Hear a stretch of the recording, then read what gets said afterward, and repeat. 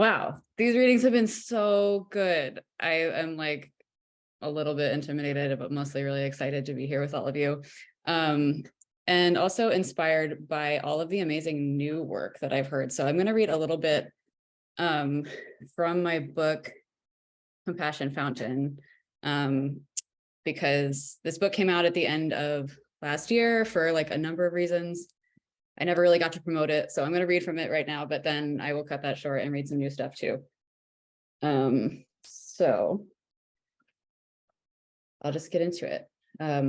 So Compassion Fountain is a series of long poems. I'm just going to read an excerpt from one of them. And the poem is it's called Nothing Left But Magic. Generous mounds encased in basements will not feed the Pacific sore, but our compost won't save us when the time comes. I swear I saw a ghost in the air conditioner. I swear I saw an angel in the fan blades cut up like a flip book. When I turn out the light, the body works for itself, piling scar tissue on tissue, too much, a too perfection. And somewhere a Republican thinks they know me, like they know how to aim. The sea level rises higher than my premiums. The least favorite friends go to Mars. It's okay. I'm back here with my moldy organs and the pit bulls bust loose from the pound. No relief, but at least no children either. Nothing that must be explained. Will poetry survive the move underground? What about when our eyes go white? The only one who can bear my pronouncement that in a disaster I will die of diabetes is a woman. Sick in the workplace, piss in the exam room, always having to piss, denying piss. Pelvis swelling as you talk to me about your empty thirst game, water and poison worldwide. What does it taste like displacing my urgencies? Over there is a cactus, and here is a spine. The thing about money is you still have a body. Not everyone is entitled to their own movements, like fence jumping or pulling up edible roots. Other people's families ask what mine does for exercise. I'm like, LMAO, they get out of bed. All day I dream about single payer, abolish poems about New England childhoods, the princess peas all the way down to the pea, and here we are, aggressive animals, drinking a kidney to stay alive, swallowing saturated rug, sweeping the sparse and sour hairs. Will you gut the old room where the salamanders sip from the corners? Someone's paws on the window pane, someone's wet dirt. We moved here as comrades, circulated like pamphlets. The thing about loss is, it has a smell.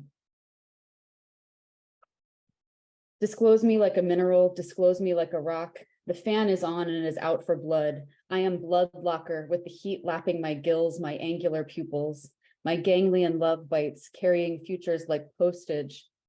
An older instance thrust forward. Disclose your need so I can bring it. Disclose in invisible messages. What do I become when I'm gone? A mundane vibration. My devastation has many facets. Some are ribbed for pleasure. What if I were a locker and you filled me with blood?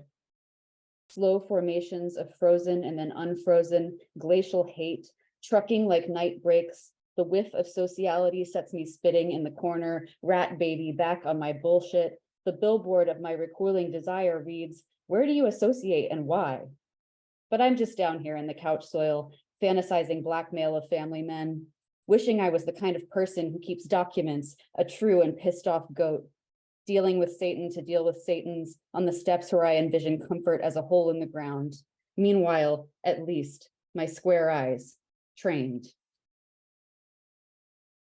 Okay, so that's from the book. I think there's a link in the chat if anybody wants to check it out. It's called Compassion Fountain. And my first book, Sugar Blood, was from Metatron. And like everybody here, I owe everything to Ashley. She started my whole life as a poet. So happy to be here today. Okay, if my Word document will load, I'll read a couple of new ones. This one's called People Say Friends Don't Destroy One Another. What do they know about friends? Suddenly, everything vinegar is a mouthful of death, and it doesn't matter whether or not I wash my hands. We all agree with great chagrin, it is time to order the self-compassion workbook. Do not be the friend who refuses help until the horizon pulls up with its green annihilation. Do not be the friend who had them all fooled. The end of the world happened to me before, more than once, and each time I walked away with a textbook, Apocalypse Proofing for Dummies. Guess what? The house still sank into the sand dunes. I chose a family at the edge of the ocean, and guess what? I watched it swallow. Now the internet declares, I'm at a point in my life, and everyone, absolutely everyone agrees. As money lines up like a trail of caterpillars, and everyone, absolutely everyone becomes capable of murder.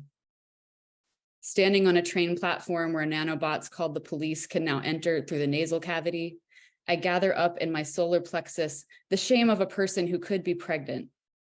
I put a run in the great gray stocking of the sky. And this will be the last one. Okay, so this one's called They Gave Me Night and I Took It. The instructions for lucid dreaming say to look at your hands throughout the day and check if they are normal, because in the dream, they will not be normal, and that is how you will know you are dreaming. Imagine having a normal hand, I almost tweeted. Mother, keeper of the sad world, was the me I feared the most, gnawing my knees like a mutt in the house of other people's money. No, I will not have children, I said. I will honor the ancestor who wanted an abortion. I will craft a small but significant space for the anger of women who are dead and did not want me to be here, remembering them. But here I am in Gainesville, watching 500,000 bats emerge from their own soaring houses of sex and death, feeling like I've been here. Somebody almost me has been here.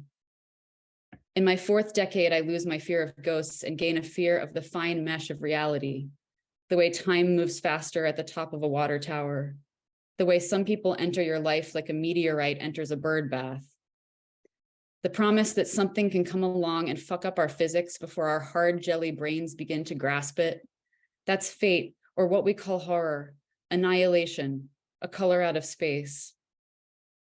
Did you know in another universe we still exist at exactly the age we realize our parents were mentally ill?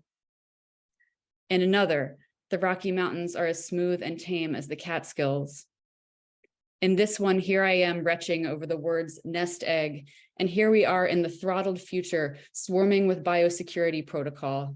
And when God says, do you know when the mountain goat gives birth? We lie and say yes. And when God says, will the unicorn be willing to serve you? We say yes. Thank you.